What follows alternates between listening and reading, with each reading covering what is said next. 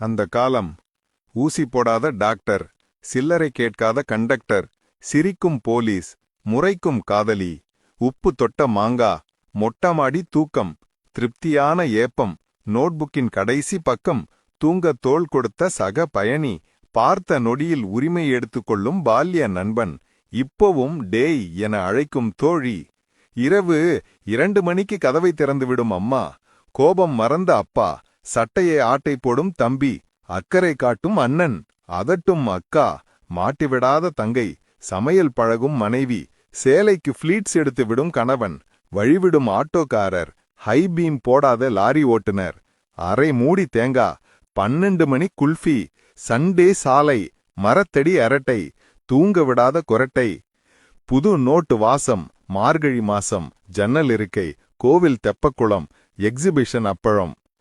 முறைப்பெண்ணின் சீராட்டு, எதிரியின் பாராட்டு, தோசக்கல் சத்தம், எதிர்பாராத முத்தம், பிஞ்சு பாதம், எளிதில் மணப்பெண் கிடைத்தால் வெஸ்ட் இண்டீஸை வெல்லவே முடியாது, சந்தைக்கு போக 10 ரூபாய் போதும், மிதிவண்டி வைத்திருந்தோம், எம்ஜிஆர் கலைஞர் உயிரோடு இருந்தார்கள்,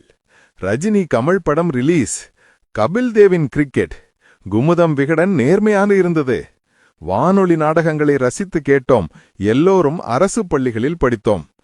சாலையில் எப்போதாவது வண்டி வரும், தமிழாசிரியர்கள் தன்னிகரற்று விளங்கினர், மயிலிறகுகள் குட்டி போட்டன புத்தகத்தில்,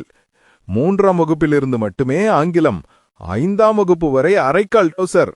பேருந்து போல் கொண்டு வந்து மாலை முரசு விற்பார்கள், எந்த நிறுத்தத்தில் ஏறினாலும் உட்காரம் இடம் கிடைக்கும் பேருந்தில், 7 கழுதை வயசானாலும் நமக்கு திருஷ்டி சுத்தும் பாட்டி, பாட்டியிடம் பம்மும் தாத்தா, எல்லா வீடுகளிலும் ரேடியோவிலும் கேசட்டிலும் பாடல் கேட்பது சுகமானது.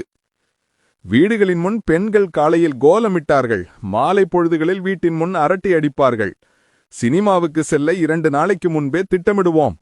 ஆடி 18 தீபாவளி பண்டிகையை கொண்டாட 1 மாதத்துக்கு முன்பே திட்டமிடுவோம், பருவ பெண்கள் பாவாடை தாவணி உடுத்தினர், சுவாசிக்க காற்று இருந்தது, கொடி தண்ணீரை யாரும் விலைக்கு வாங்கவில்லை,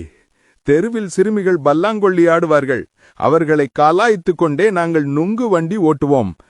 இதை கூறும் நான், படிக்கும் நீங்கள், இன்னும் நிறைய இருக்கு இந்த உலகத்துல ரசிக்க.